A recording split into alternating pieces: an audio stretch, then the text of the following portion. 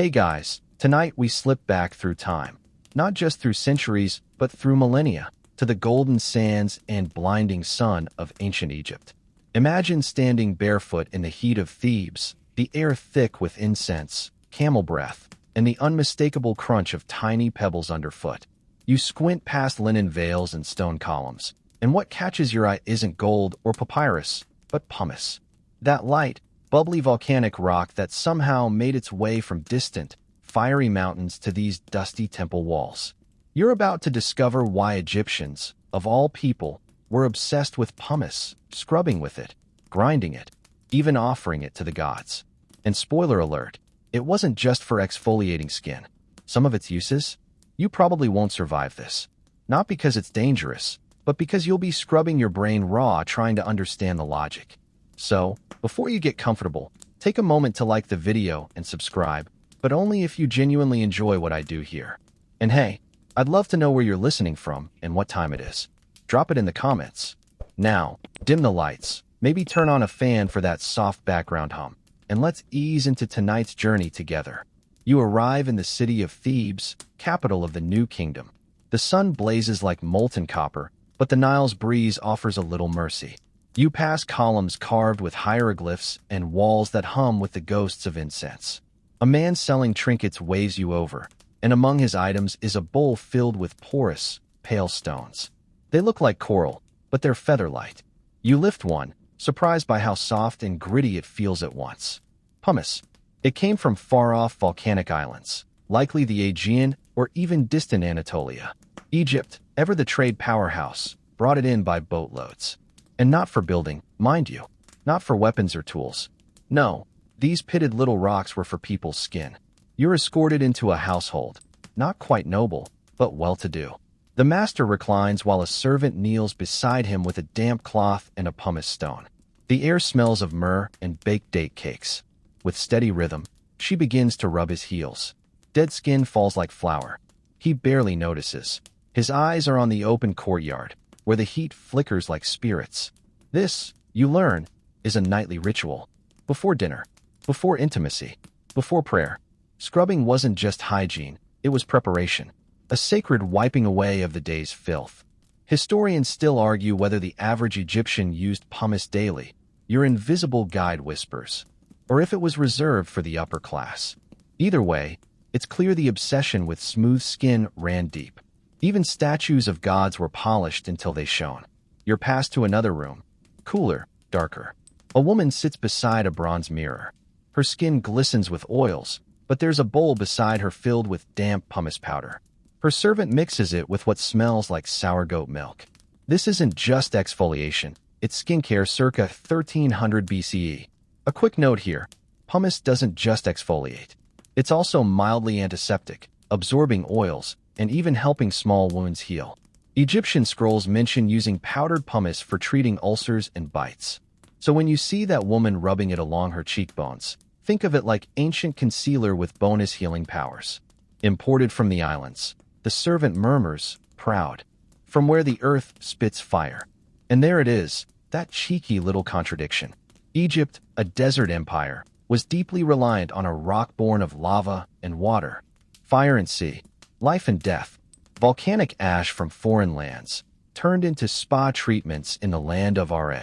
You're invited to the local market, where a barber sets up beside a potter. A young man sits in the shade, chin tilted. The barber rubs his face briskly with a pumice stone, not shaving but buffing. Men wanted smooth cheeks too, not only for style, but as a sign of cleanliness, virtue, and, let's be honest, eligibility. The older barber, seeing your curiosity, chuckles. The pharaoh himself has 3 pumice attendants, he says. 1 for feet, 1 for elbows, 1 for the rest. You're not sure if he's joking. He probably isn't. You turn a corner and see children playing with what looks like chalk. Only it isn't. It's dried pumice, dusty and brittle. They grind it on stone, pretending to write like the scribes. This isn't a toy. It's leftovers from someone's grooming session. And yes, let's acknowledge the obvious. This rock had to come a long way. Egypt had no volcanoes.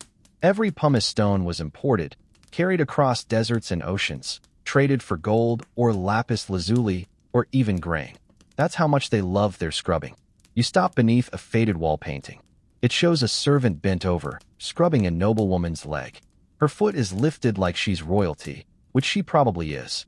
You can almost feel the abrasion, soft yet relentless, like sandpaper with a grudge. Her smile is serene. She's not suffering. She's being reborn.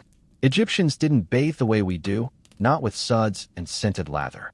Instead, they cleansed with oils, scraping, and rubbing. Pumice was their loofah, their exfoliant, their way to say, I may live among sand and sweat, but my skin is immaculate. And here's the kicker. Some tombs have pumice stones buried beside the dead.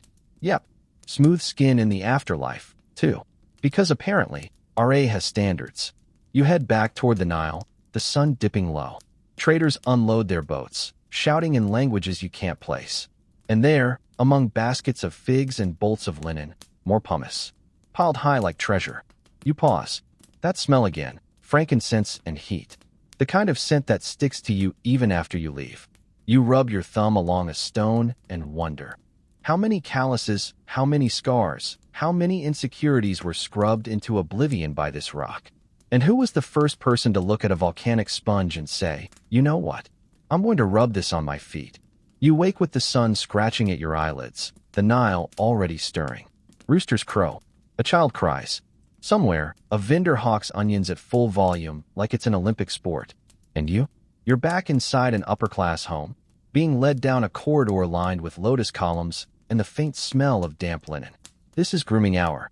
And grooming in ancient Egypt doesn't mean just a splash of water and a quick towel off. Oh no, it means a full-body sanding session with pumice. The room is shaded and cool, the shutters cracked just enough for golden light to spill across the tiled floor. A woman lounges on a cushioned bench. She lifts her arms and sighs. A servant approaches, holding a bowl of warm oil in one hand and a well-worn pumice stone in the other.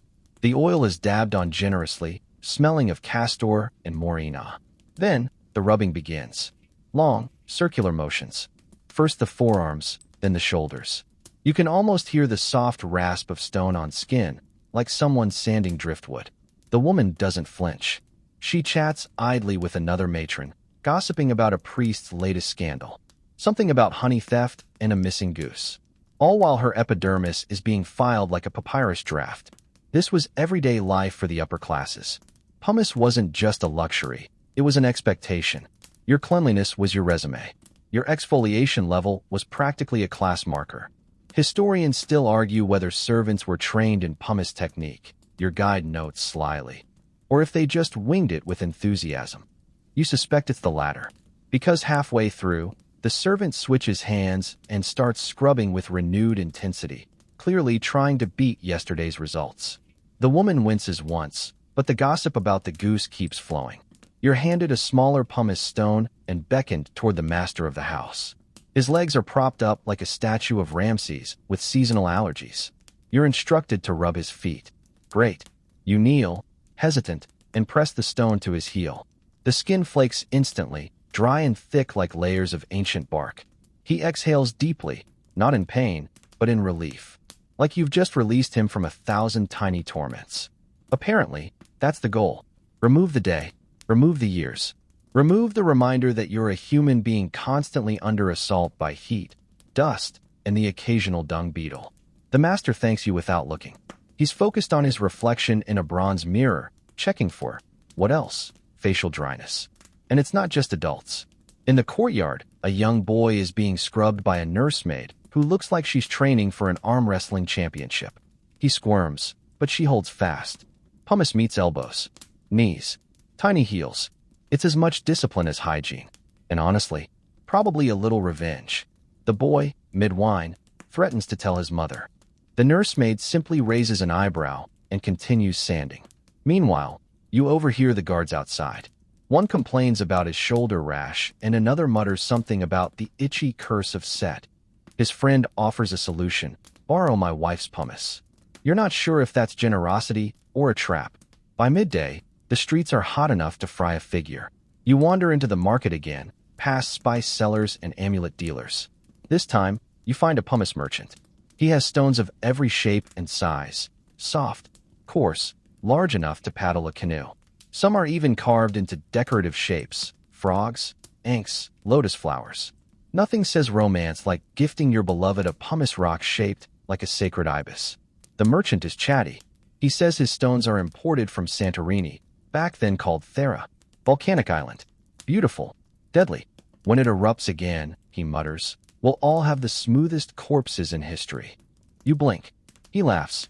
He's joking. Probably. You trade a copper ring for a stone shaped like a fish. It smells faintly of salt. You wonder what this pumice has seen. How many years it floated before someone scooped it up and decided, you know what? Let's rub this on a stranger's back. Even the priest got involved. You duck into a temple bathhouse where two acolytes are being scrubbed down in preparation for evening rites. Pumice is part of their ritual purity.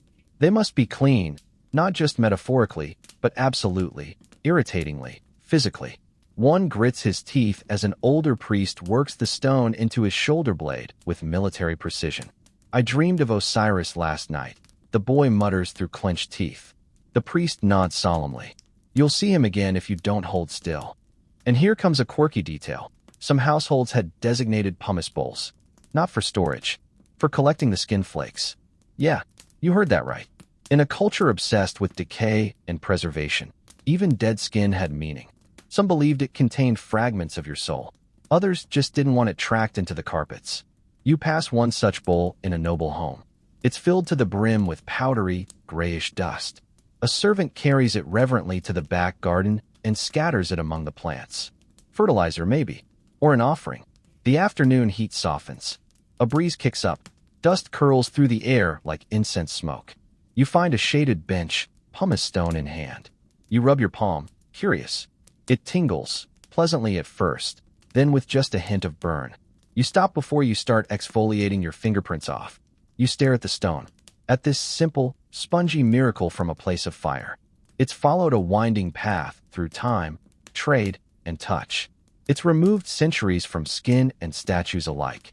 And now it sits in your hand, humming with the friction of forgotten lives. You wonder how many secrets were scrubbed away with it.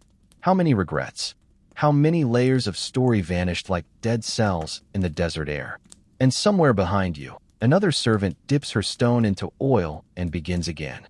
You're beckoned into a quieter part of the city now. A gardened estate nestled behind painted mud brick walls, where lotus blooms drift in ponds and bees hum lazily through reeds. But you're not here to admire flowers. You're here for a consultation with a priest-physician, one of those rare hybrids of religion and medicine that ancient Egypt loved so much. His title? SWNW. His tools? Pumice, honey, and something that smells suspiciously like old garlic. He greets you with stained fingers and a head shaved smoother than a newborn hippo. His patient lies curled on a mat, whimpering quietly. A young servant fetches a bowl filled with cloudy liquid, vinegar, water, and crushed pumice. The priest dips a cloth into it, wrings it out, and presses it against the patient's swollen leg. Pumice as a medical tool. That's new, but apparently not rare. The priest explains that powdered pumice helps treat ulcers, rashes, and inflamed joints. It's abrasive enough to clean, gentle enough not to do harm. The gods gave us ash to burn and ash to heal. He murmurs, as if reciting a hymn. He reaches for a jar labeled with painted lotus symbols. Inside is pumice mixed with natron, Egypt's favorite all-purpose salt. He dabs it onto a small wound with surprising tenderness. Historians still argue whether this was science or sympathetic magic. Your guide murmurs, half amused. But judging by the results, it worked just enough to become tradition. Then comes the weird part. The priest fetches another bowl. This one contains a mix of honey, powdered pumice, and myrrh. He holds it near the patient's head, not to apply, but to breathe in. Apparently, this blend helps calm the mind. Soothes the demon winds, the priest says, tapping his temple. The brain must be exfoliated, too. You're not sure what's more unsettling, the concept or the logic.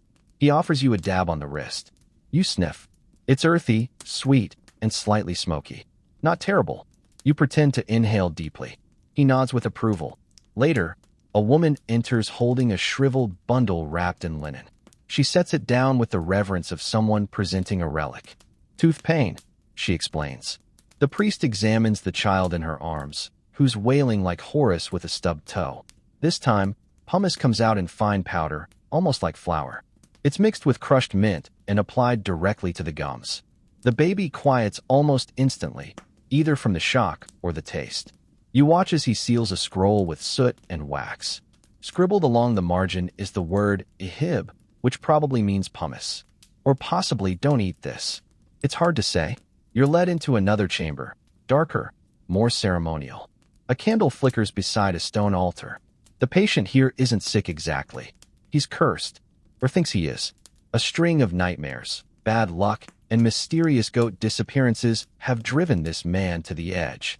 He sits, wide-eyed and sweating, as the priest murmurs prayers and dabs his forehead with, yep, you guessed it, a pumice paste.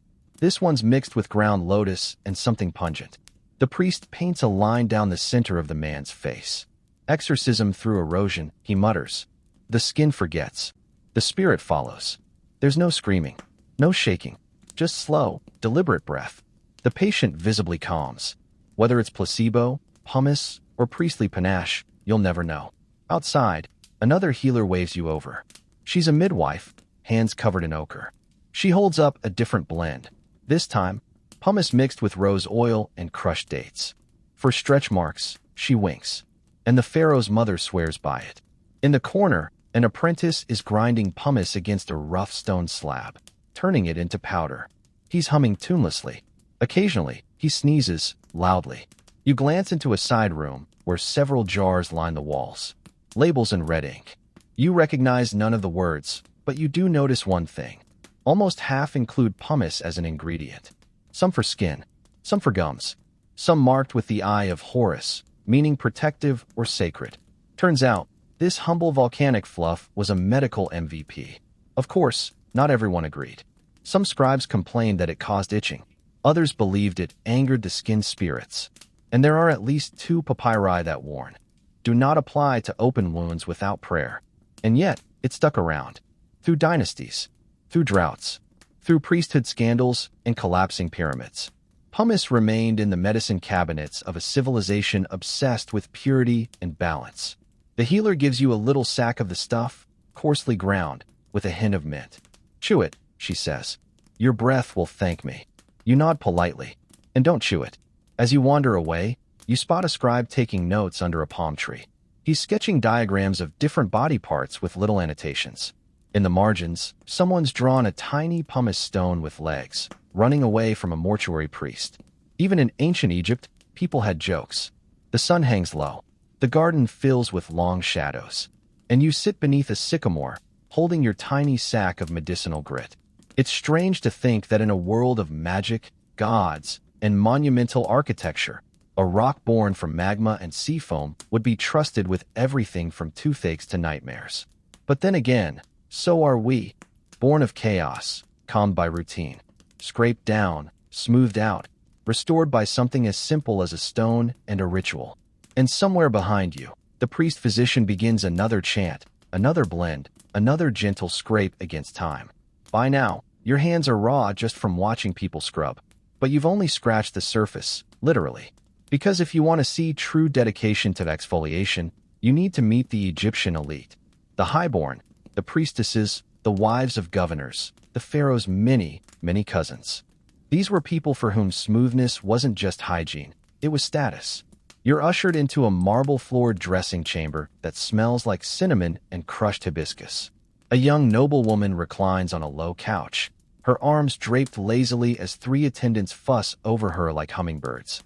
One oils her legs, one buffs her nails, and the third, your focus, is working over her back with a wet cloth and a delicate slab of pumice. Not just any pumice. This one's carved in the shape of a lotus with inlaid turquoise. You're pretty sure it cost more than most people's homes. She sighs, glancing at her reflection in a polished copper mirror, and murmurs, "Go gentler near the shoulder blades." The servant obeys immediately, shifting the angle of her strokes. She's not just scrubbing, she's sculpting. You take a moment to admire the insane dedication on display here. This isn't hygiene, it's ritualized vanity. For elite Egyptian women, skin was a symbol. Smooth, radiant skin meant control. It meant youth. It meant you weren't some dusty commoner baking like a flatbread under the sun.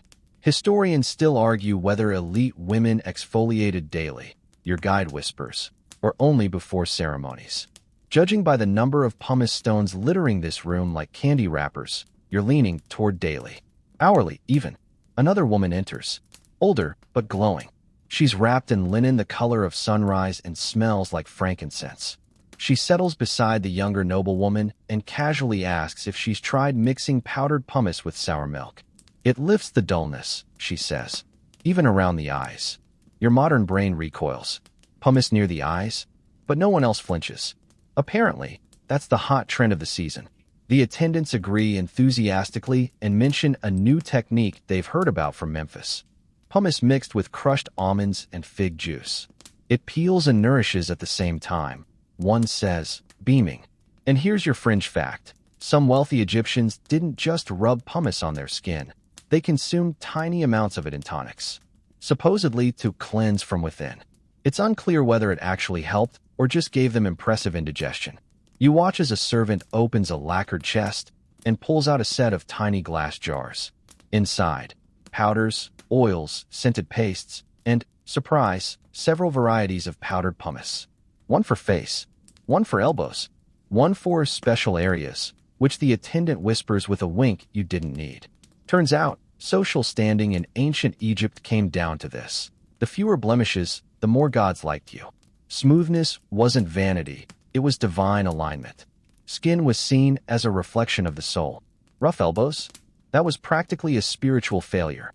You head into another room where elite men are gathered. You expected swords and scrolls. What you find are grooming tools.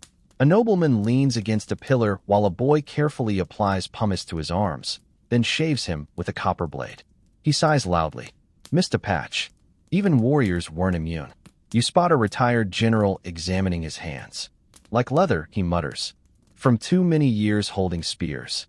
His wife hands him a bowl of pumice paste and instructs him to scrub nightly. You want the grandchildren to think you're a statue, not a mummy. The standards are high. Too high, perhaps. You wander past a bathhouse where a noblewoman is soaking her feet in wine-infused water. A servant scrubs her heels with long, deliberate strokes. The conversation turns to a cousin who dared attend a banquet with visible arm roughness. Scandalous. You learn that elite beauty manuals were a thing, passed down mother to daughter, often filled with personal recipes and warnings. One faded scroll advises mixing pumice with crocodile fat for divine sheen. Another suggests avoiding salt water because it ruins the texture. Modern influencers would have thrived here. But imagine a beauty vlog where step 3 is add powdered pumice and chant to Batet for even tone. Yet even among the privileged, there are debates. You eavesdrop on two sisters arguing. One prefers dry pumice, the other swears by mixing it with warmed goat milk. Each claims their method makes them more appealing to the gods, and, obviously, suitors. You spot a third sister watching silently. Her skin is indeed luminous. Her secret? She shrugs. I don't use pumice. I just pray more. They laugh, but the joke lingers. By now, your brain is tingling with how closely skin and sanctity are tied together here. It's more than beauty, it's protection. Some believe that spirits were attracted to dry, flaky skin, like moths to fire. Smoothness wasn't just aesthetic, it was armor. One priestess once claimed she survived a cobra bite because her skin was so pure, it rejected the venom. Probably false, but still nice PR. In the fading light, you walk through the garden again. Statues line the path, smooth as glass. No weathering, no grit, just polished limestone that somehow mirrors the very humans who worshipped here. And suddenly, you get it. In a land of eternal preservation, mummies, tombs, legacy, your skin had to be perfect. Because when your body is your last business card to the afterlife, you don't want to show up flaky. You pause to feel your own face. Just the faintest hint of grit. A reminder that even the gods, if they existed, probably had someone to buff their elbows. The night air cools as you approach the palace, its walls glowing with the last orange breath of the setting sun. Inside, everything gleams. Polished gold, lacquered wood, burnished copper. Even the servants seem to shimmer. But you're not here to admire architecture or luxury. You're here for a very particular ritual. One that involves royal feet, scented oils, and and a certain volcanic rock that's traveled leagues just for this moment. A hush blankets the hallway as you're led toward a chamber draped in linen and silk. Inside, Pharaoh himself reclines like a living god. And just below his gilded footstool, two attendants kneel with surgical focus. One holds a steaming basin of lotus-infused water. The other? A pumice stone so finely crafted, it looks like a piece of carved coral dipped in gold dust. You barely breathe as the ritual begins. One servant gently lifts the pharaoh's foot while the other presses the warm stone to his heel. The motion is slow, circular, and reverent. You've seen people scrub before, but this is an act of worship. The pharaoh doesn't flinch, doesn't speak. His face is as still as his statues, but you can feel the gravity of the moment. The heel is symbolic in many ancient cultures, Egypt included. It's the part of the body that touches the earth most, gathers the most wear, and, according to some beliefs, absorbs spiritual residue. Scraping the heel is not just about comfort. It's about renewal. You're removing the mundane from the divine. Historians still argue whether this ritual had political significance, your guide whispers. Some believe that scrubbing the pharaoh's feet was a way for servants to absorb his burdens, both literally and spiritually. Others say it was just foot care. You decide to believe both. Because in Egypt, function and symbolism often walked hand in hand, preferably with very soft soles. The servant rinses the foot, then moves to the arch. A second stone is used, this one softer, shaped like a crescent moon. Different parts of the body, different types of pumice. The pharaoh's body is treated like a map. Each region has its corresponding stone, oil, and prayer. You glance around the room. Incense burns in braziers carved with tiny falcons. Musicians strum harps so softly they sound like wind through reeds. And in the corner, a high priest watches with narrowed eyes, not overseeing hygiene, overseeing harmony. There's an old belief whispered in dusty scrolls that if the pharaoh ever bore cracked heels or unclean skin, the Nile would falter, crops would rot, balance would tip. So yes, this is pampering, but it's also cosmic maintenance. Suddenly, the pharaoh speaks. Enough. The attendants pause instantly. The one holding the pumice lowers it like it's become molten. You feel a jolt in the room, as if even the flames stop flickering. But the pharaoh simply smiles, a small curl of the lip. Smooth as river stone, he murmurs. They bow low and back away. You're guided out before the sandals are even reapplied. No one speaks, but the air hums with approval. You follow a different corridor now, this one lined with painted tiles. It leads you to the women's quarters. Here, another ritual unfolds, the queen's bath. It's not public, but it's not private either. Attendants bustle, carrying bowls, cloths, perfumes. And at the center of it all, the queen sits in a sunken basin filled with milk and rose water. Her attendants murmur blessings as they wash her, their movements precise and tender. Then comes the pumice. A long-handled stone, delicate and pale, is passed between attendants. They work in pairs, one exfoliating gently, the other applying oil immediately after. No part is missed. Not knees, not ankles, not even fingertips. And certainly not the soles of her feet. You notice a pattern. The scrubbing is always done inward to outward, starting at the center of the body and moving toward the extremities, symbolizing release, purification, as if drawing toxins out and away. And it's not just the queen.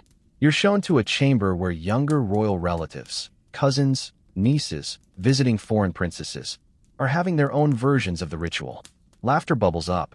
A girl tries to sneak a sip of the rose water, and a servant chides her with a smile. One mentions a dream she had, that Isis herself appeared and handed her a pumice stone shaped like the sun. "What do you think it means?" she asks, eyes wide. Another replies, "That you have dirty elbows." They all laugh.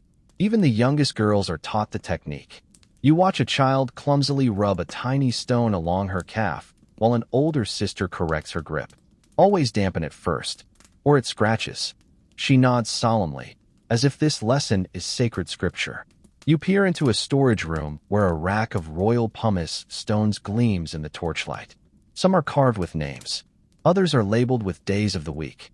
One has a tiny falcon etched into it, marking it as ceremonial use only. Yes, there's a ceremonial pumice stone. Because of course there is. As you move past the chamber's edge, a a servant hands you a warm cloth. "For the dust," she says, but you notice it smells faintly of pumice and lemon oil. You rub your hands, and the grit feels strangely grounding. It dawns on you that every inch of this palace is a testament to control over the body, over nature, over time itself. In this world, nothing is left to chance. Even the tiniest callus on the pharaoh's heel has a designated procedure, an entire philosophy. And here's your quirky twist. One scroll discovered in a buried estate contains instructions for making decorative pumice holders, like tiny thrones for the stones to rest in, so they wouldn't lose their spirit overnight. Some even had little blankets. Egyptians pampered their pumice. You're not sure whether to laugh or be impressed. Probably both. As the moon climbs high, the palace winds down. You hear faint harp chords echoing through the columns. Somewhere, a servant gathers the used pumice stones and drops them into a bowl of salt water for cleansing. Not reuse, just respect. You follow the sound of the Nile, distant but constant, like the pulse of the nation. And as you step back into the warm night, you can't help but marvel at what you've witnessed. The world's most powerful people, their lives dictated not just by war or trade, but by the daily insistence that skin must be soft, that stone must be smooth, and that even kings are only as divine as their calluses are clean. You leave the gilded hush of the palace behind and step into a world far grittier, both literally and figuratively. The caravan trails, the endless dunes, the creak of wood and groan of camels. This is the artery that keeps Egypt's beauty rituals alive, trade.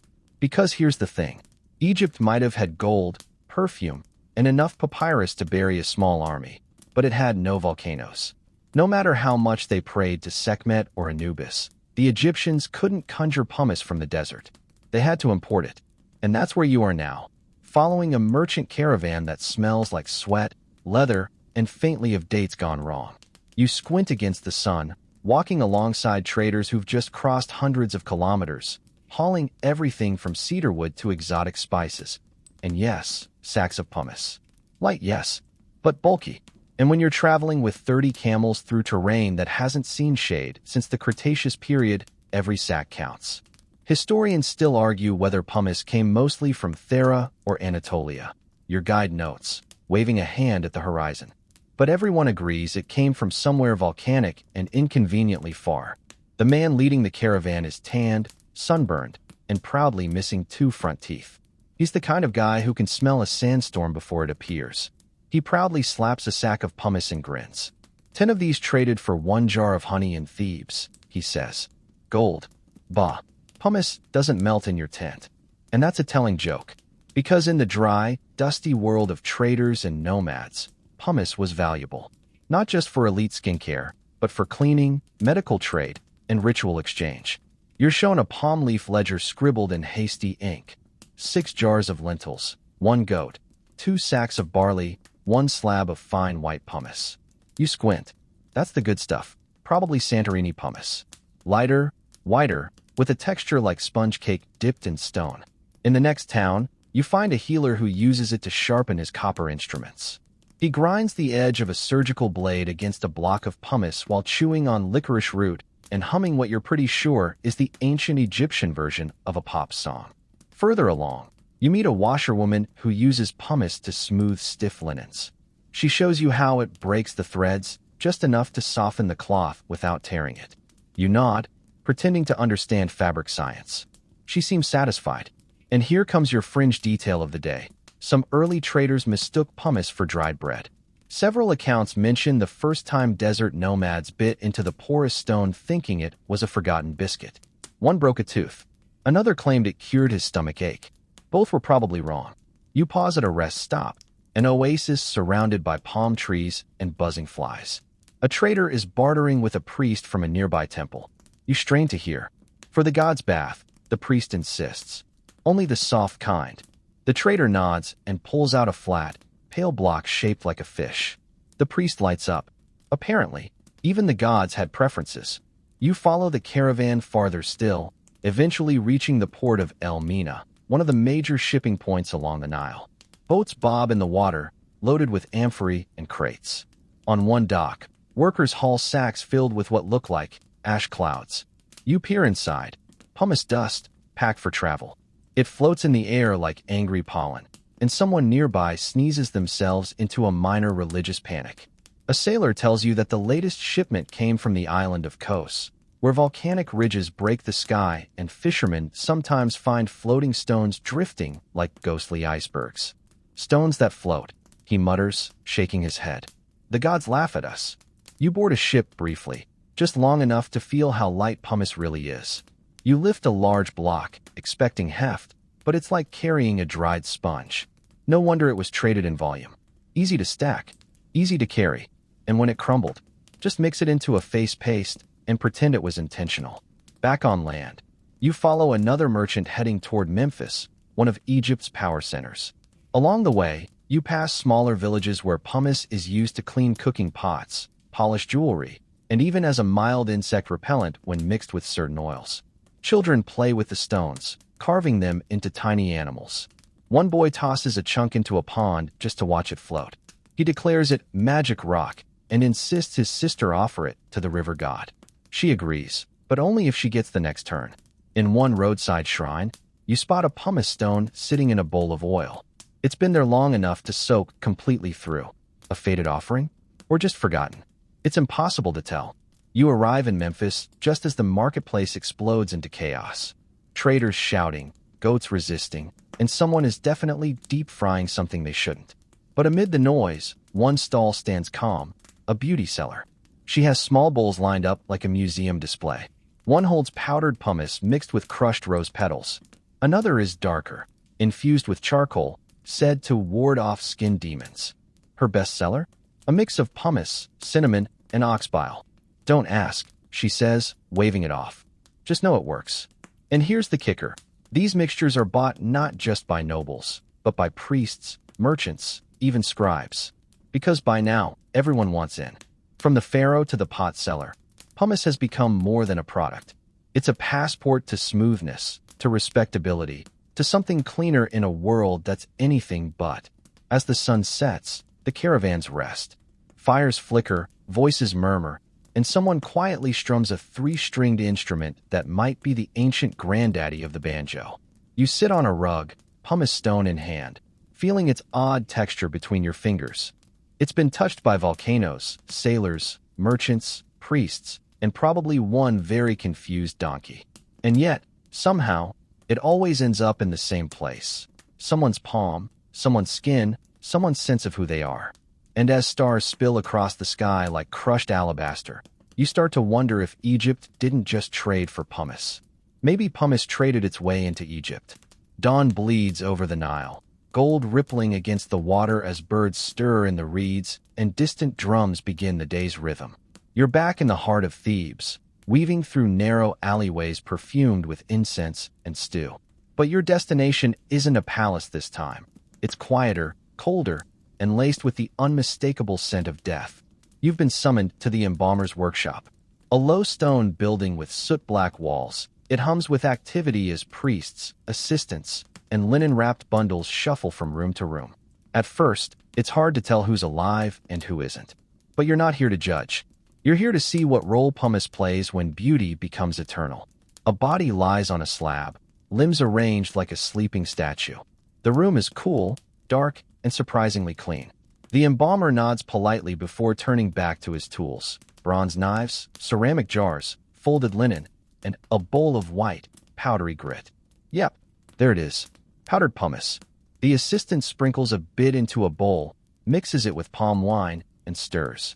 You watch as the embalmer gently dabs the mixture onto the body's skin, beginning with the face. It smells faintly earthy, tangy. It's exfoliation, but not for looks. This is to prepare the body for burial, to remove oil, dirt, and the last whispers of mortality. Historians still argue whether this step was spiritual or simply practical. Your guide whispers, as a linen-wrapped hand is carefully lifted and scrubbed. But every embalming scroll mentions it. The idea is simple. Smoothness equals readiness. A clean, soft body goes to the afterlife whole, healed, unmarred by the ugliness of decay. Pumice doesn't just cleanse, it preserves.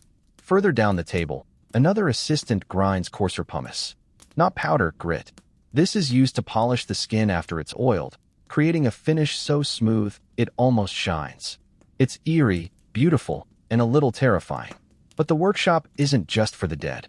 You're led into an adjacent chamber where cosmetics are being prepared, not for burial, but for the living.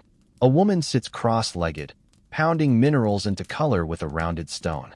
In a second bowl, she mixes powdered pumice into a cream the color of moonlight. For the eyes, she explains, helps the kohl glide better. You blink. Exfoliation as makeup primer. Even Cleopatra would raise a perfectly shaped eyebrow. She lets you dip a finger in. It's soft, cool, gritty in the gentlest way. You press it to your skin. It disappears, leaving behind a faint sheen. You finally understand. Pumice wasn't a product. It was a base. A foundation for everything. Life, death, and what came after. You move to another room where scribes catalog cosmetic recipes for temple dancers and priestesses. The papyrus sheets are delicate, painted with tiny glyphs and surprisingly sassy notations. One reads, "Use only fine pumice. Coarse will make the priestess itchy, and she will curse your goats." Relatable. And here comes your fringe fact. Certain cosmetic formulas used ashes from cremated birds mixed with pumice and lard to summon radiance. Whether or not it worked is debatable, but it does explain the smell lingering in this corner. A young priest prepares a ceremonial pigment for a festival of Hathor. Into his mortar goes blue mineral, almond oil, and a pinch of, you guessed it, pumice dust. To bind the color, he murmurs, though whether that's literal or symbolic is anyone's guess. Outside, you watch a dancer prepare for her performance. Her arms glisten with oil. A servant rubs her shoulders briskly with a stone no bigger than a plum. She must be flawless under moonlight, the servant whispers. If the gods see roughness, they will look away. Later, you're shown a chamber where statues of the gods are being prepped for a temple procession. You expect incense, chants, offerings. What you don't expect? Scrubbing. A young priest climbs a ladder and gently rubs the statue's shoulder with a pumice stone. Not harshly, lovingly. It's as if he's caring for a great sleeping ancestor. Another priest mixes powdered pumice with oil and rubs it into the stone's skin to brighten it before the public ceremony. And then it clicks. Pumice wasn't just for humans. It was for the divine. The gods were expected to look immaculate too. Their statues, polished with the same care as the queen's elbows. If you could smooth a mortal into perfection, you could keep a god's image alive. Some believe the scrubbing activated the statue, your guide whispers. Made it more receptive, more alive. You're quiet for a moment, watching the priest rub the elbow of a limestone Osiris, both of them bathed in late morning light. The motion is small, repetitive, eternal. You pass by a table where masks for burial are being crafted. Gold leaf, lapis lazuli, resin, and a light brushing of powdered pumice to remove imperfections before paint is applied. Every crease erased, every blemish smoothed. Because when you meet Osiris, you want to look your best. A small girl sneaks in with her doll. She asks the priest if her toy can be scrubbed too. He humors her, gives the doll a light polish, and tells her it's now blessed. She grins and runs off, trailing laughter and linen. By nightfall, the embalmer's workshop grows quiet. You linger near the cooling slab, watching the last of the oil seep into the wrapped body's skin. A final wipe with a cloth. A whisper of a prayer. A tiny pinch of pumice sprinkled like salt over the feet. The door closes with a soft thud. And you realize, here, in the land of pyramids and jackals, smoothness wasn't vanity. It was eternity. You wake to the deep, resonant chime of a temple gong echoing across the Nile. The kind of sound that slides into your chest and rattles your bones just enough to make you sit up straighter. Today, you're not following the pharaoh or a merchant or even a mortician. Today, you're heading into holy territory. And yes, there will be pumice. You slip into the shadows of Karnak Temple just as priests begin their morning rites. The corridors smell of myrrh and old stone. A young initiate leads you toward a side chamber where you find yourself face to face with a statue of Amuniasare, towering and motionless, his features serene and unknowable. But even gods, it turns out, require maintenance. Before the incense is lit, before the prayers are whispered, before a single offering touches the altar, there's a sponge, a basin, and a pumice stone. You watch, jaw slightly unhinged, as a high priest, draped in immaculate linen, begins gently rubbing the god's chest. Not harshly, lovingly, with circular motions and whispered chants. Another priest adds oil mixed with powdered pumice, dabbing it along the arms and legs of the statue. They treat the stone like living skin. Historians still argue whether this was symbolic cleaning or literal. Your guide murmurs beside you, voice low. Did they believe the god inhabited the statue, or was it all ceremonial pageantry? Whatever the case, the process is meticulous. Every inch is touched. The fingers, the lips, even the back, which no human eyes are supposed to see. This is where sacred sloughing happens. And it doesn't end with statues. You follow the procession deeper into the temple, where sacred tools and vessels are prepared. Each object, a mirror, a chalice, a ceremonial knife, is wiped with cloth and then rubbed down with the gentlest of abrasives, pumice. It's like divine dishwashing, but with higher stakes. Here comes your quirky tidbit. Some priests believe that spirits, unseen and extremely picky, could cling to ceremonial objects if they weren't properly exfoliated. Rough surfaces attract the dead, one scribe once noted. They nest in the ridges. Honestly, same.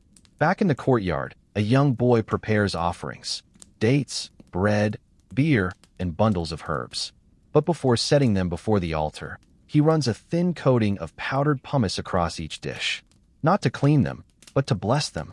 The texture, he says, helps trap the prayers. You watch as another priest sprinkles a fine dust of pumice into the mouth of a sacred statue, right before pouring water. So the god won't choke, he explains without blinking. You don't ask follow-up questions. Further along the temple grounds, you come to a purification pool where initiates line up, silently. Each one steps in, shivering slightly. They're handed small slabs of smooth stone, yes, pumice, and instructed to cleanse not just their bodies, but their intentions. You see them scrub gently, arms, chests, behind the ears. One boy mutters a hymn through clenched teeth while buffing his shoulder. You can't help but think, gym locker rooms have nothing on this. The head priest stands nearby, watching with the intensity of a falcon. Only the smooth may enter the inner sanctum, he says. The gods see texture as chaos. It's both ridiculous and profound. And don't think the animals get off easy. In a stable near the back of the temple, a caretaker gently brushes a white bull, an apis calf, with a mixture of sand, oil, and powdered pumice. This bull is sacred, a living god. It must gleam. Its horns are polished, its hooves rubbed, its fur brushed with strokes so careful you half expect it to purr. You crouch near the caretaker and ask if this really matters. He shrugs. Clean animal, clean blessing, he says. Then adds, also less likely to kick during a festival. Practical and divine.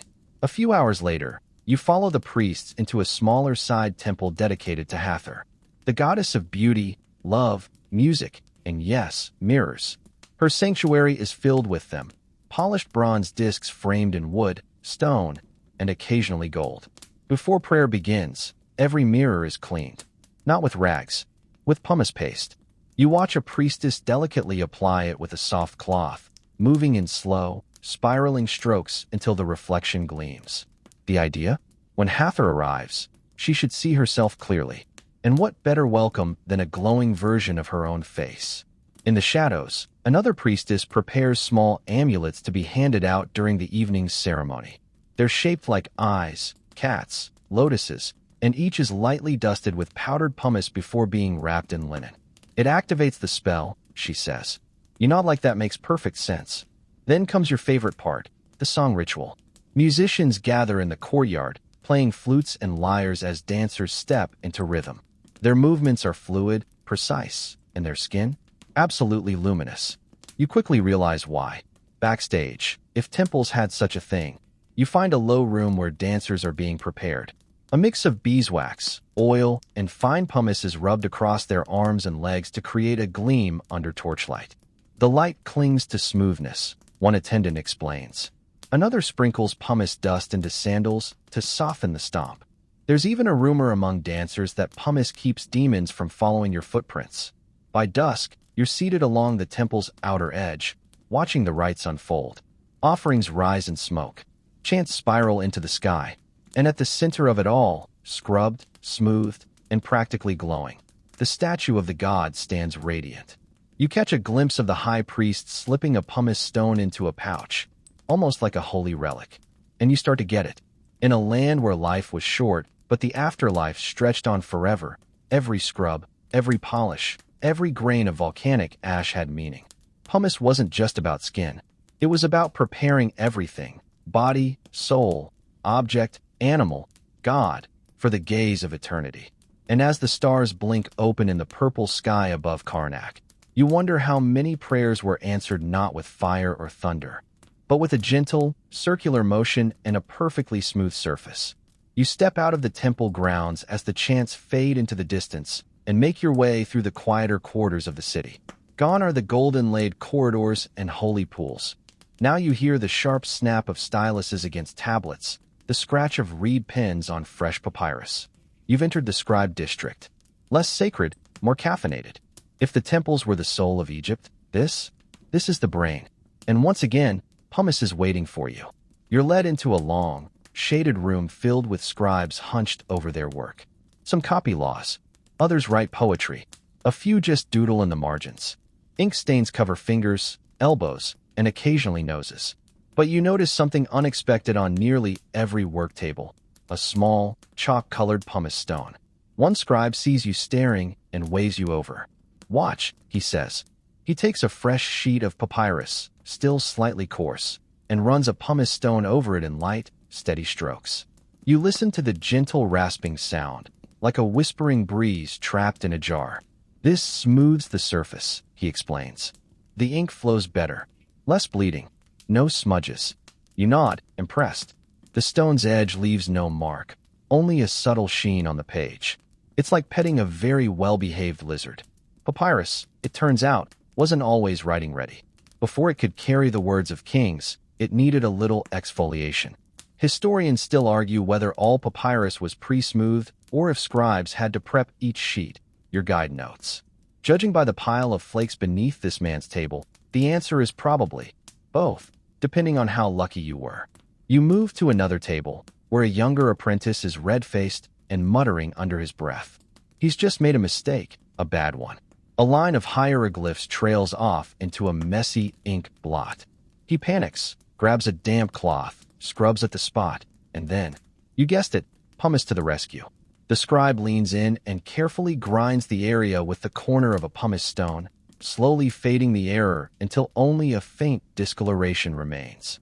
"There," he sighs. "Good enough for tax records." So pumice wasn't just for prepping.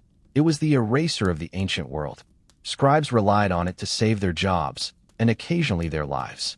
A badly copied spell could doom a soul. A financial error could lose a field. A miswritten name? That was blasphemy.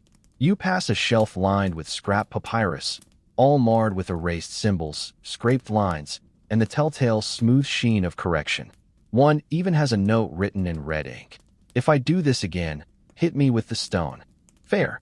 In the next room, a teacher trains his students in penmanship. The kids are no older than 10, but they wield their pens like warriors. One writes a perfect cartouche. Another accidentally draws a bird glyph upside down. Gasp. Disaster. The teacher marches over, gently takes the tablet, and, without anger, rubs the mistake out with a tiny pumice stick shaped like a reed. The boy sniffles. The teacher pats his shoulder. "Even Thoth needed a second draft," he says kindly. "Ah, and here's your quirky fact for today. Some scribes would carve decorative pumice stones as personal charms. One had the name of his lover etched into it. Another bore the inscription, 'Mistakes are for mortals.' Basically the ancient Egyptian equivalent of a novelty coffee mug. You're led outside to where scrolls are being dried in the sun. A scribe carefully dusts each one with powdered pumice, supposedly to lock in the words.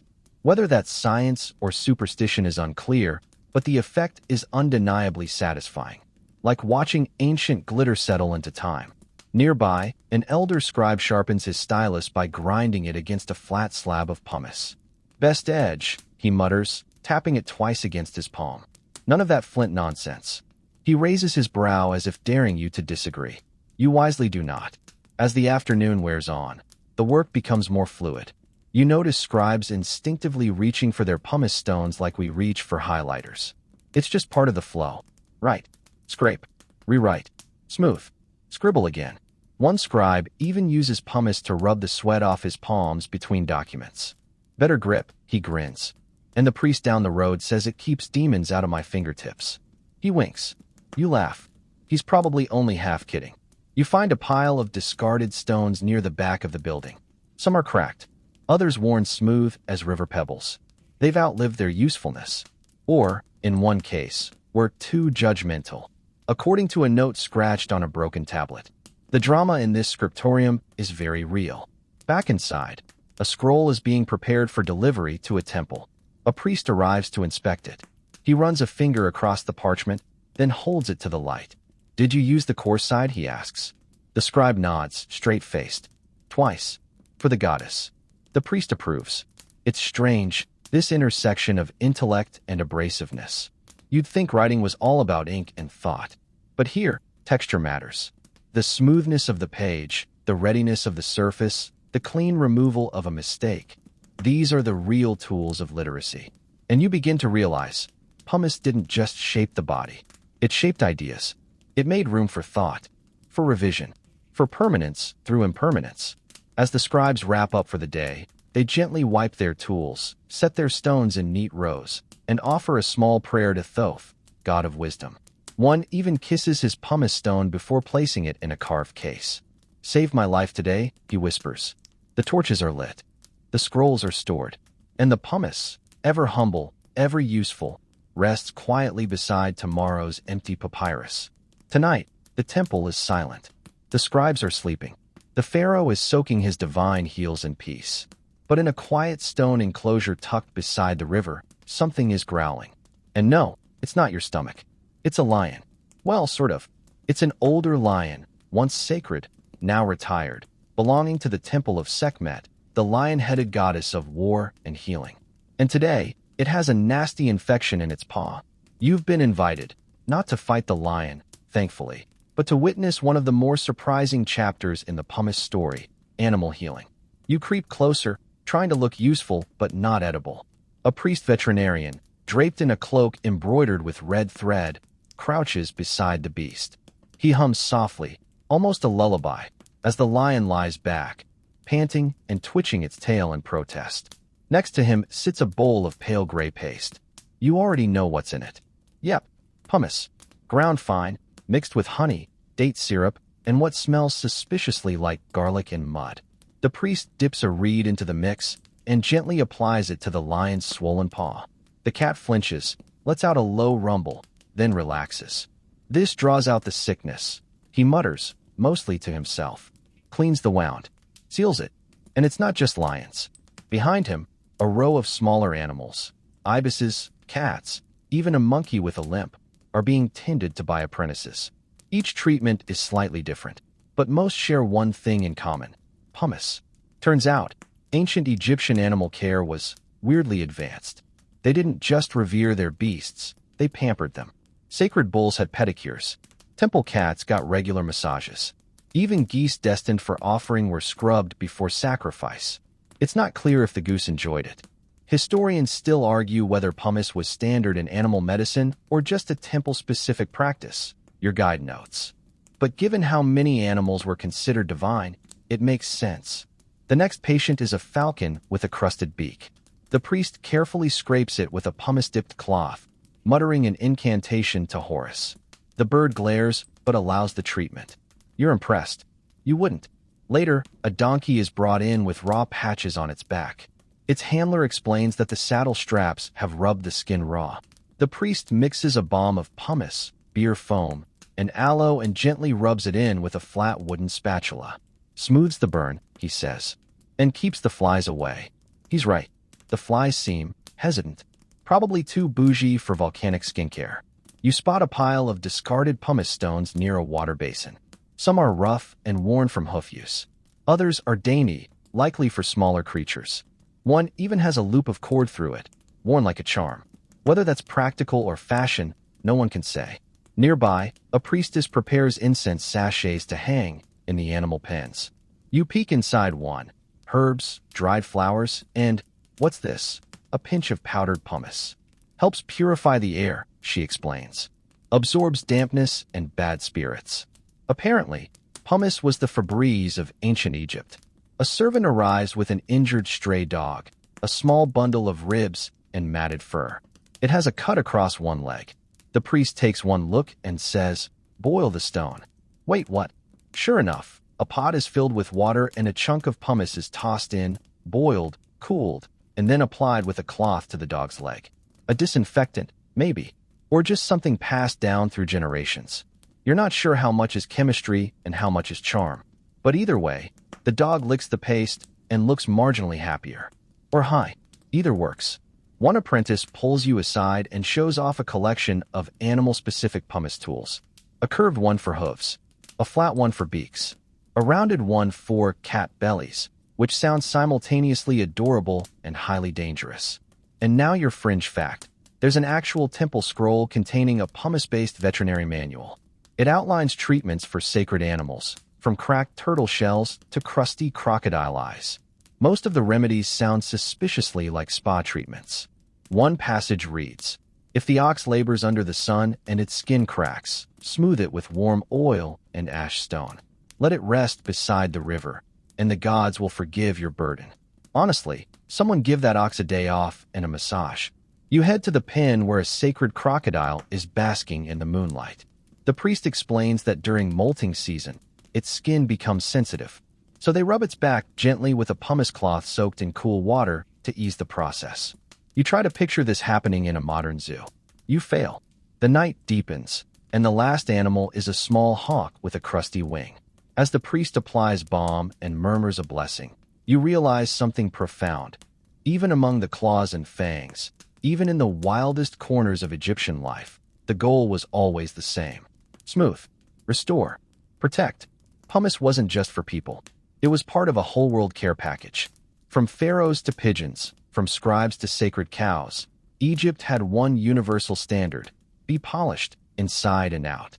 As the animals settle into sleep, the priests clean their tools, washing pumice stones in a copper bowl filled with river water and rose petals. A lion yawns. A goose flaps once, smug. A donkey chews loudly and unbothered. And you, tired, dusty, mildly jealous of the hawk's back rub, realize that maybe in this world, nothing is too small or too wild to be worthy of care. Even if it takes volcanic ash, honey, and an alarming amount of herbal foam to get there. By now, you've seen pumice stones serve kings, comfort lions, and prepare the divine. But just when you think Egypt can't surprise you further, it does, by getting slightly unhinged. Because while pumice meant luxury in the palace and purity in the temple, out in the margins of society, among the condemned, cursed, and deeply unlucky, it took on a whole new purpose: aggressive redemption. Welcome to the darker side of exfoliation. You find yourself in a sun-bleached courtyard outside a magistrate's house, watching as a man accused of thievery stands stiffly in the middle of a circle. He's not shackled, not bleeding, but he is unusually shiny. A servant holds a bucket. Another wields what appears to be a hefty pumice stone soaked in oil. They're scrubbing him. Hard. The man winces as the stone drags across his arms and neck. Not tenderly. Not ritually. This is punitive purification. Historians still argue whether this was symbolic or literal punishment, your guide mutters. But either way, it wasn't pleasant. Apparently, some minor offenses, blasphemy, theft, even bad omens, were met with forced cleansing. You weren't just fined or flogged. You were scrubbed raw, both to remove evil and as a public show of shame. The logic was twisted but consistent.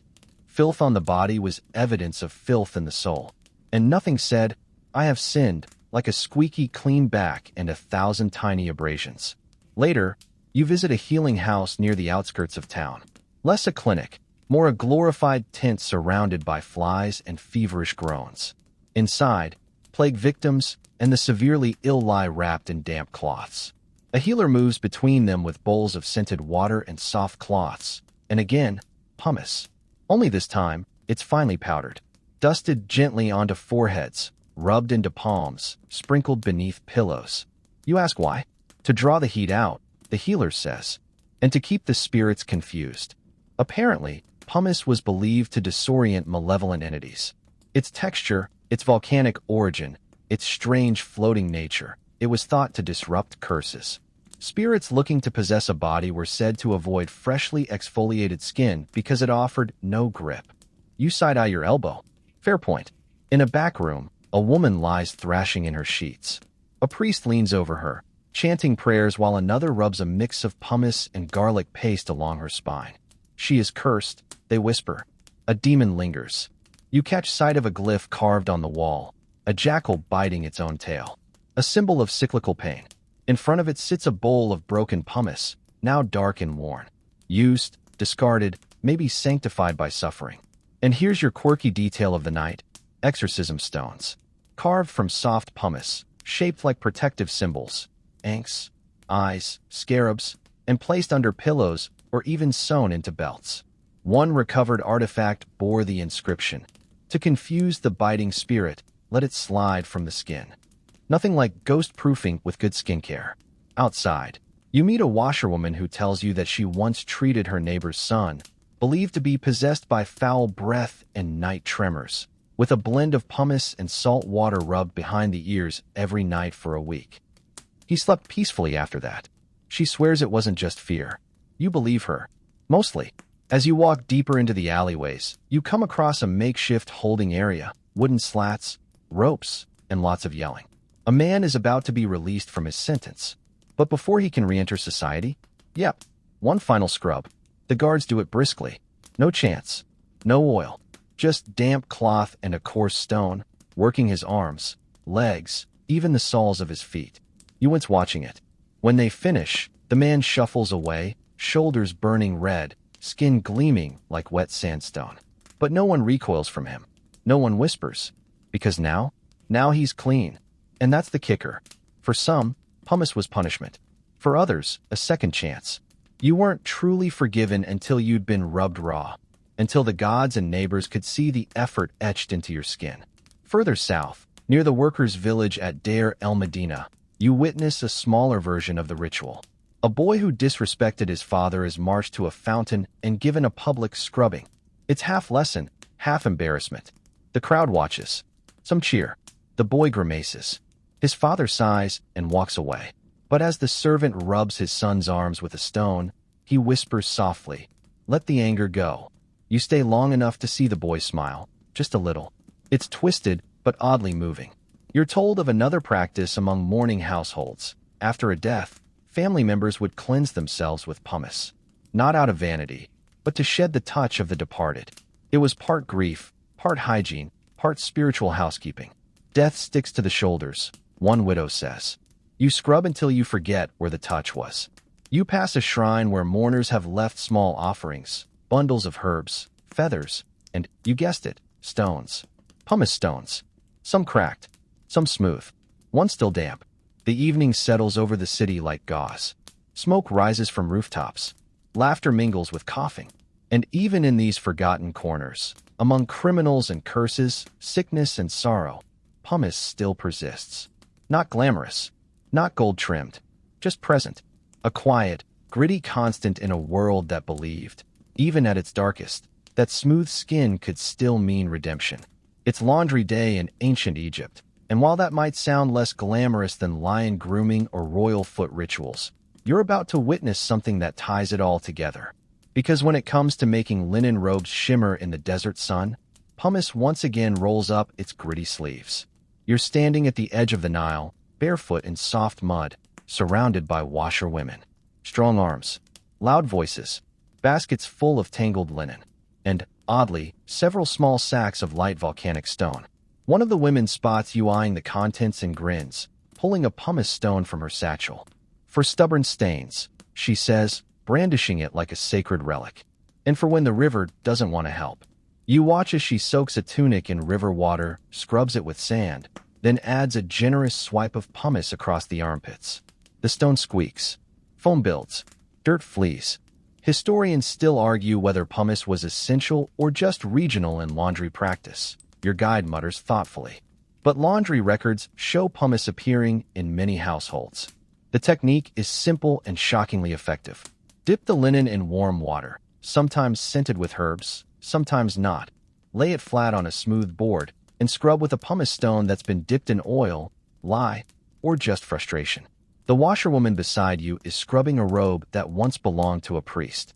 The fabric is nearly transparent from repeated washing, but she treats it like gold. If the gods wear it, she says, it must shine. Once clean, the linen is dyed using various infusions, saffron for yellow, indigo for blue, henna for a reddish hue. But here's the thing. Pumice plays a part in this, too. Before dyeing, the cloth is textured with a pumice stone. Not roughened, smoothed. The idea is that dye soaks more evenly into pre-smooth fabric. You see a large linen sheet stretched across a frame, a servant slowly rubbing pumice powder into its surface before applying color. The cloth darkens like a blooming flower. And here's your quirky fact. Elite households sometimes included pumice pebbles in dye pots, left to soak alongside the cloth, supposedly to calm the color or pull impurity from the thread. Whether it worked? Debatable. Whether they believed it did? Absolutely. One washerwoman pulls you aside, proudly showing her lucky stone. Smooth as soap, with a natural hole worn straight through its center. Passed down from my grandmother, she whispers. Used for pharaoh's linens once. You don't ask which pharaoh. Doesn't matter. That stone could file down fate itself, if given the chance. At the laundry station near the palace, things get even fancier. Here, robes are bathed in rosewater before being lightly pumiced to raise their breath. You're not quite sure what that means, but judging by the way the cloth puffs under the servant's hand, you suspect it's a combination of magic and excellent marketing. Another servant demonstrates a technique called ghost lining, essentially creating invisible crease patterns by folding and pumicing the edges of linen. When worn, the robes catch the light in strategic ways, highlighting muscle tone and status. Ancient fashion, 80% style, 20% volcanic abrasion. In one corner, a basket of children's tunics is being prepared. A nursemaid dips them in a solution of oil, chalk, and, you guessed it, pumice dust. Keeps lice away, she says simply, and adds, also softens where it itches. She gestures toward a sassy toddler swatting at his own head like he's conducting an orchestra of annoyance. You can't help but smile. And now, a full circle moment. You pass a laundry stall where a used pumice stone is being scrubbed clean before being repurposed as a foot smoother. Yes, even laundry tools go on to have second exfoliating lives. It's a kind of recycling only ancient Egypt could make both sensible and sacred. A group of boys splash by, carrying armloads of wet linen. One of them boasts that he once pumiced the priest's undergarments so well, the man offered him a dried figure. Smoother than temple silk, the boy crows. Across the courtyard, someone's yelling. A new batch of white linen has arrived with mysterious yellow blotches. Panic ensues. The head washerwoman examines the fabric like a battlefield general. Fetch the vinegar, she barks. And the pumice paste. They get to work immediately. A gritty solution of lemon juice, ash, and pumice is applied like a sacred ointment. The blotches fade. Order is restored. The gods will not be embarrassed by splotchy sleeves today. And here's the oddest thing of all. Some washerwomen wear necklaces made from tiny polished pumice beads. Not for fashion, for protection. Smooth neck, smooth temper. One says, touching hers with reverence. If I don't wear it, I curse the robes. You believe her. By late afternoon, rows of linen flutter on lines strung between palms. The breeze catches the freshly pumiced fabric, making it sway like ghosts at a parade. The entire riverbank smells of soap, sweat, and something pleasantly earthy, like crushed stone and sunlight. You sit on a rock, watching the women work. It's rhythmic, repetitive, sacred in its own way. And you realize, cleanliness in Egypt wasn't a luxury or an afterthought. It was a ritual, one shared across class lines, religious spaces, and even riversides. From pharaoh's cloak to a toddler's tunic, from sacred dye vats to sandals still wet from the Nile, pumice was the equalizer.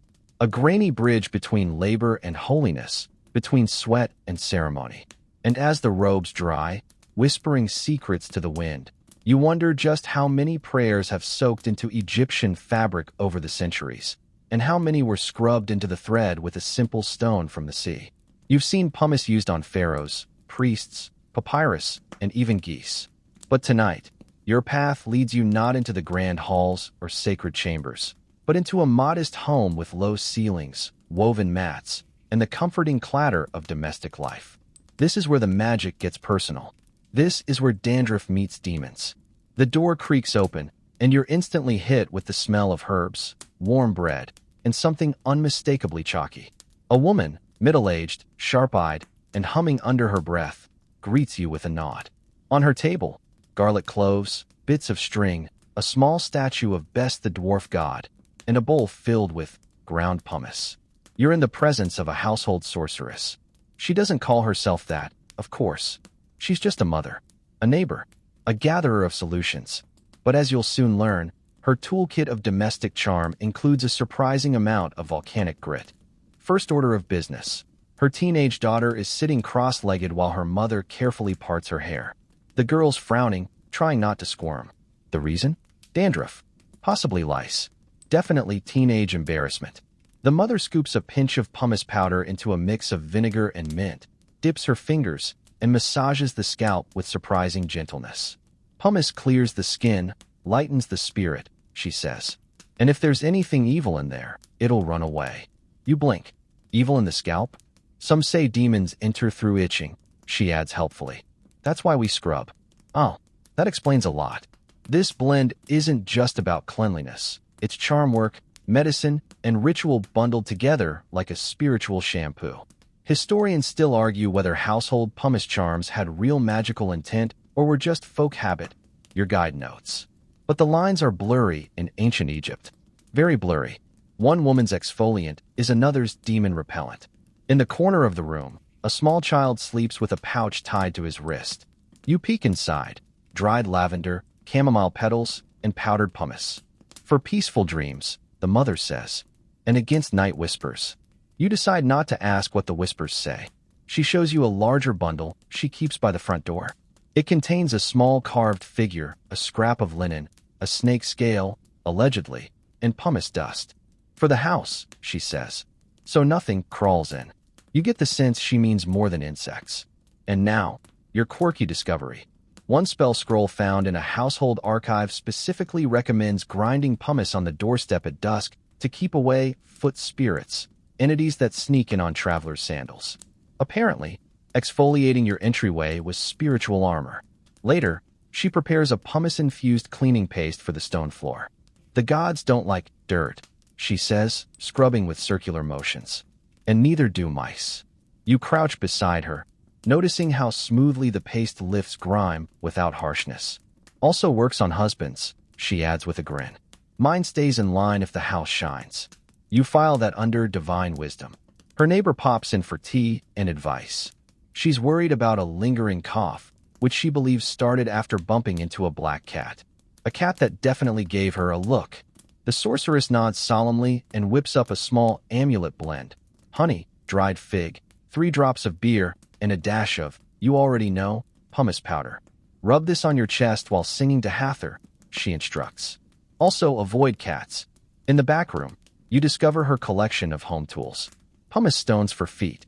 Pumice blocks for smoothing grinding bowls. A pumice rubbed lid for sealing pots of grain. Keeps the weevils out, she explains. And the hungry ghosts. You don't press for details. A teenage boy comes in with scraped knees and a face full of smug defiance. He's clearly been climbing something sacred.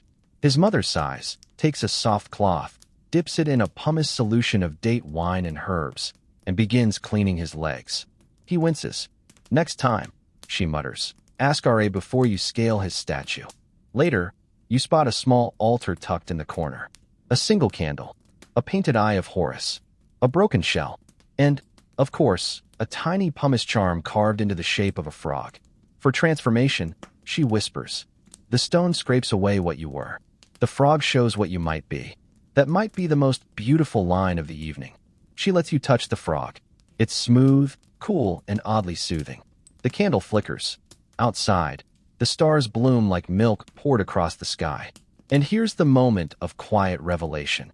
In the grand temples and royal baths, pumice was spectacle, power, prestige. But here, in this modest home, it's intimate.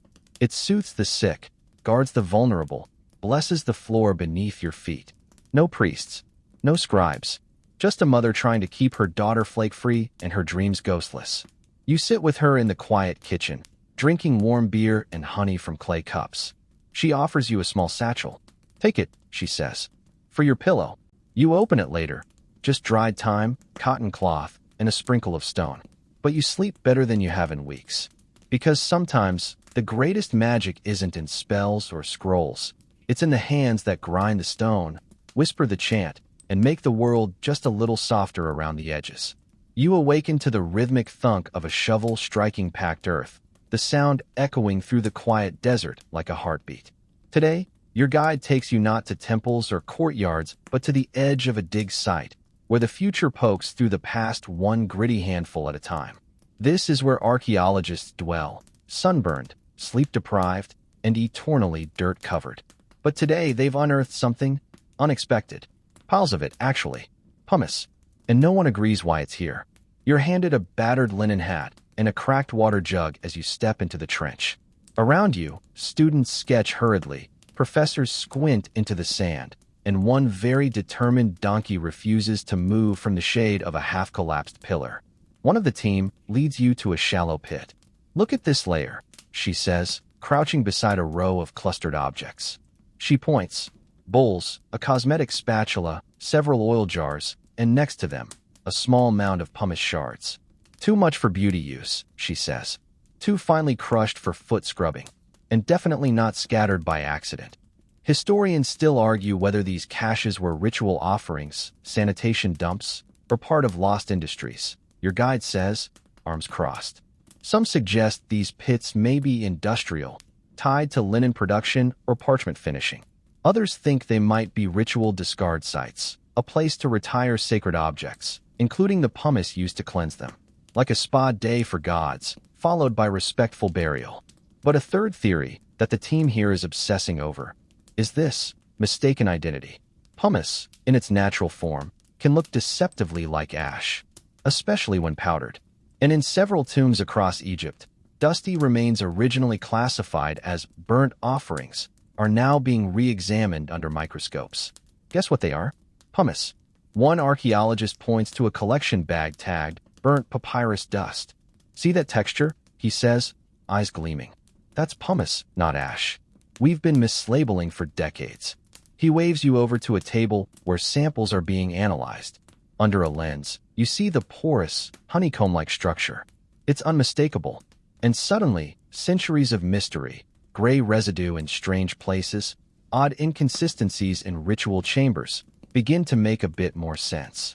The realization is slow, like sand slipping through a sieve. How much of what we called ritual ash was just someone grinding pumice for foot balm, a young student mutters. Honestly, probably a lot. And now your quirky bit of the day. At least one tomb, previously cataloged as belonging to a low-ranking official, has been reopened because of a pumice pile discovered near the head of the sarcophagus. Why? Because only priests of high ritual rank were typically buried with their purification tools. So now, the unimportant scribe might actually have been a temple purification officer. His identity changed because of a rock. You move to another trench where a thin layer of volcanic residue rests between strata. "We don't know if this layer was blown in from an eruption," the dig supervisor says, "or if it was deliberately transported and deposited for ritual space setting." She picks up a sliver of white-gray pumice and rolls it between her fingers. Imagine bringing volcanic stone to a desert just to draw a sacred line in the dirt. Honestly, sounds exactly like Egypt. A few meters away, another researcher is trying to decipher strange scoring marks on the walls of what used to be a domestic dwelling. Like something was scraped here, again and again, she says. Could be ritual. Could be someone grinding pumice against the wall.